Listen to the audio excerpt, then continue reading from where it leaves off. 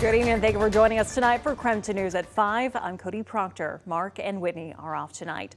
We begin this hour tracking a potential record-breaking forecast. Today marks another triple-digit day before cooler weather starts moving in. For the details on your weather impact alert day, let's get right to meteorologist Michelle Boss.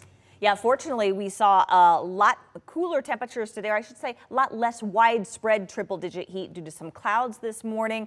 And we're at 99 right now at the Spokane airport, and we'll probably have to wait still a little bit to see if we officially come in at 100 today, which would make it the 6th 100 or warmer day this season so far, which would be tied with 2021 and 2022. But right now, still very hot out there. 99. It is over 100 in Omak. It's 100 in Pomeroy, 104 in Lewiston, and then elsewhere across the region, plenty of 90. So we still got a lot of heat out there, but all the excessive heat warnings and heat advisories here in the inland Northwest will be expiring tonight as we see some cooler weather move in. We also do have a red flag warning still in effect for portions of the North Cascades and western Okanagan County. The threat of dry lightning is past, but still looking at some gusty winds and low relative humidity. Satellite and radar showing not a whole lot of lightning out there, so I think the threat is pretty much over with. Clear skies across eastern Washington and north Idaho. Looking at clear skies tonight.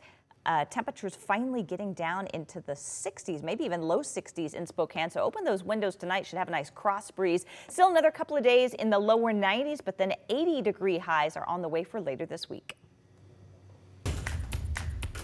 Well, more than 48 hours after a violent crash sent 7 Spokane police officers to a hospital, the woman accused of driving the car causing that collision made her first appearance in court. As KREM 2's Shannon Maldy found out, this wasn't the first time she's been accused of harming officers. Kiana Henry had a warrant when she crashed into a police Bearcat during a pursuit Friday, a warrant for running over another police officer. 21-year-old Kiana Henry covered her face and shook her head as a court commissioner read her charges. Second-degree assault as well as attempt to elude a police vehicle. Charges she's now repeated. That incident would have occurred on November 2nd, 2023. 8 months later. Spokane police say Henry was the driver who crashed into a SWAT vehicle Friday as police tried to pull her over. Her car was suspected to have been involved in a drive-by shooting. You ran that SWAT vehicle and you almost flipped it over.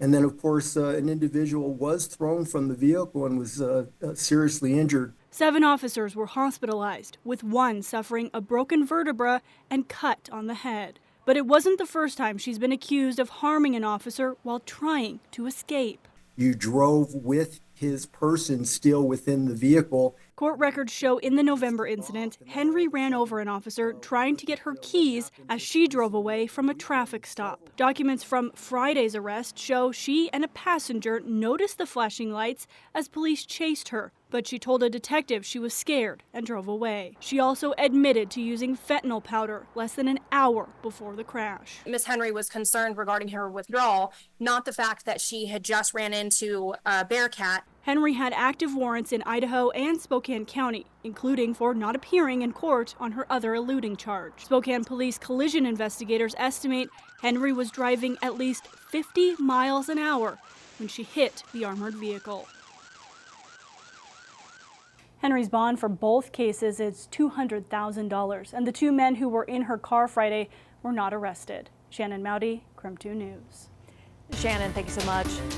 Meanwhile, Spokane police investigating a homicide that happened early yesterday morning. Officers say they found a woman dead inside a home on North Hamilton after getting reports of gunshots in the area.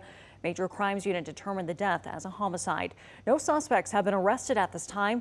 A Spokane County medical examiner will release the victim's identity later. Police that ask that if you know anything about this to call Crime Check. That number's at the bottom of your screen. A homeowner shot and killed a person in Omak last night. According to Omak police, the homeowner confronted a person who was, quote, prowling and tampering with their car. Police say the suspect knocked down the homeowner. Police say the homeowner's significant other then pulled the suspect off the homeowner before the homeowner fired a single shot, hitting the suspect. That suspect died. Omak police say the prosecutor's office will now work to see if the use of force was appropriate. In less than an hour, the Spokane City Council is expected to discuss several ordinances that could impact taxes you pay. Tonight, council is expected to discuss passing a new community safety tax proposed by Spokane Mayor Lisa Brown. If passed, Spokane residents would see an increase in sales tax by 0.1%. The mayor's proposal states that money would be used to enhance community safety, including replacing outdated vehicles and equipment for the Spokane Fire Department. Also tonight, the council is expected to discuss passing a resolution to urge the enforcement of the city's camping ban on public property following a recent U.S. Supreme Court decision. The court's ruling in Grant Pass versus Johnson made local laws enforcing camping bans are not cruel and unusual punishments of homeless people. We'll be keeping an eye on what council decides tonight on KREM 2 News at 10 and 11 and on KREM.com.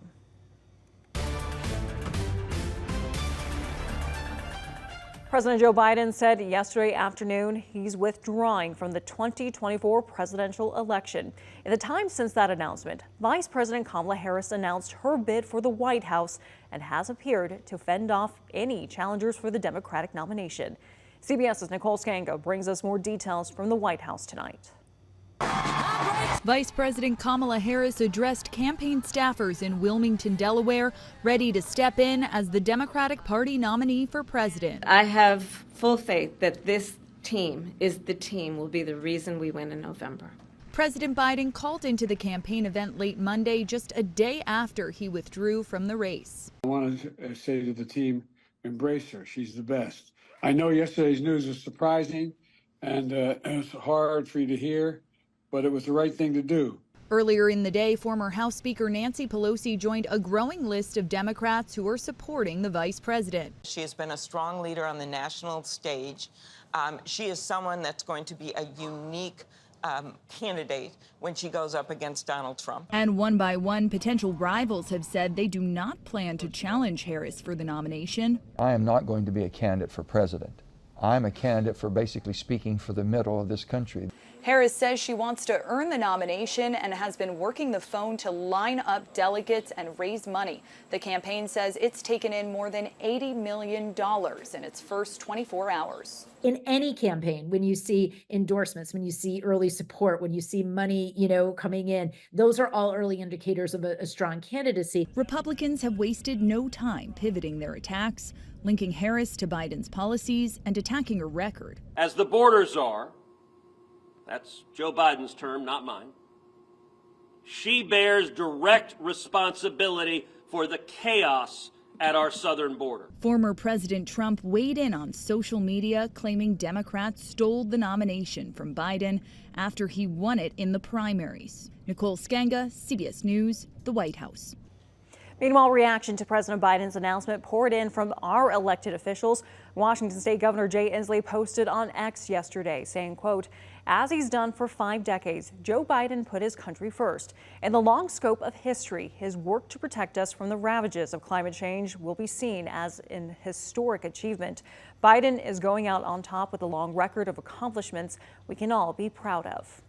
Washington Senator Maria Cantwell also issued a statement in support of Biden dropping out of the race, saying in part, quote, President Biden led our nation to accomplish these historic victories. Just like our party's victories on Social Security, Medicare, and family leave, Biden's policies on infrastructure, manufacturing, and lowering drug costs will be tremendous legacies. Senator Patty Murray also issued a statement supporting the decision, saying in part, quote, we must beat Donald Trump, and I know Kamala Harris can win. I am behind Vice President Harris 100%.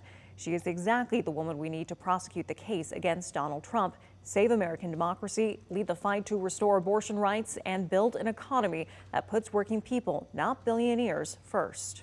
We also spoke with WSU political science professor Cornell Clayton. According to him, while something like this isn't unusual in the context of American history, it could impact the election. We're living in an unprecedented time. I mean, if you look just over the last 2 weeks, with the assassination attempt on the former president, the convention that the Republicans ran in Milwaukee last week, which was, very, very unifying for the Republican Party, something that many people wouldn't have predicted 4 years ago. And now you have this shakeup in the Democratic Party on their ticket.